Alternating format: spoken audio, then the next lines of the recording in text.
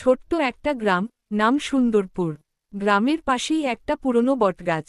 মানুষজন বিশ্বাস করত গাছটায় একটা ভূত থাকে, তবে সে ভূত ভয়ানক নয়, সে খুব দয়ালু। গ্রামের মানুষজন যখন কোনো সমস্যায় পড়ত, তারা বটগাছের নিচে গিয়ে মন থেকে মনের কথা বলত।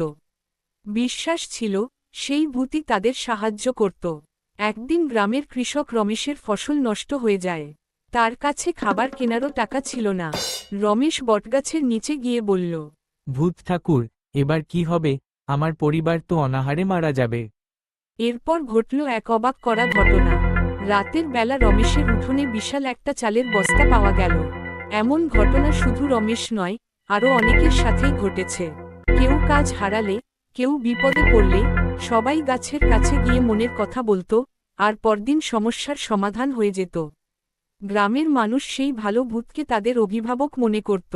গাছটা গ্রামের কেন্দ্রবিন্দু হয়ে ওঠে। আজও সুন্দরপুরের মানুষ বিশ্বাস করে সেই দয়ালু ভূতই তাদের রক্ষা করছে।